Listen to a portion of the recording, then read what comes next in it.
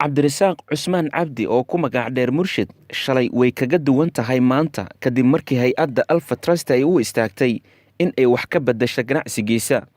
murshid oo in muddaha ku ganacsanayay gaari yar oo nolol maalmeedkiisa uu ka soo saaranayay iminka waxa uu ku dhex jira sandaqad oo kuleelka iyo dabaysha uu ka galay, taasi oo ka dhigan isbeddelka nolosha uu ka sameeyey. fikradda dhismaha iyo maalgelinta ganacsigan waxa uu ka yimid hay-adda alfa trust oo taageertay ganacsadahan. dadka isha ku hayay dhaqdhaqaaqa ganacsiga cabdirasaaq oo aan kula kulmay goobta waxay u mahadceliyeen hay-adda alfa trust, iyagoo sheegay in tallaabadan lagu soo beegay xilliga loo baahnaa. ninkan murshid la leeyahay barta uu ku shaqaynayay iyo xaaladii markii hore uu ahaay uu ku sugnaay ilaahay waa uga gargaaray. horta allah mahadle, waxaa mahadle hay-addan alfa trust iyo janaalka universal elamaka iyo soomale iyo inta ka shaqaysay macnaha in uu ka guuro gaariga una guuro hadda haddii ilaahayd maahu sandaqadaas yarta oo quruxda badan loo sameeyey. waa ilaahay mahadiis waaye, waana ku faraxsannahay, waana ku taageersannahay. xaaladda murshid shalay wuxuu ahaa nin xaafadda nala degan oo aana shaqaynin oo baagamuundo ah, laakiin markii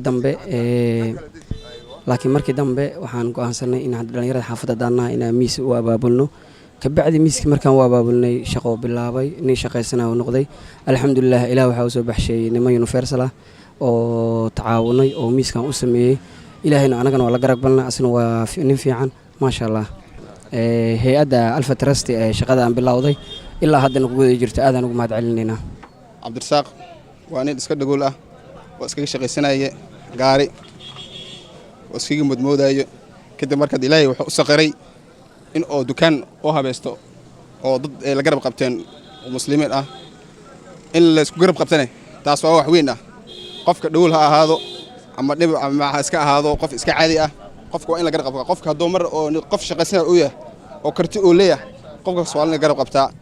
cabdirasaaq cusmaan cabdi oo ku magac dheer murshid oo si muuqaal ahaana ugu mahad celinaya hay-adda alfa trust maadaama uusan hadli karin, waxa uu sheegay inuu ka mahad celinayo dadaalkan ay hay-adda alfa trust u gashay in ganacsigiisa ay wax kaga beddasho. isbeddelka nolosha waxay ku xiran tahay in qofka ay ka go'an tahay inuu la yimaado hal abuur iyo fikir ganacsi, taasoo wax kaga beddelayo noloshiisa. cumar maxamed somane, universal TV, muqdisho.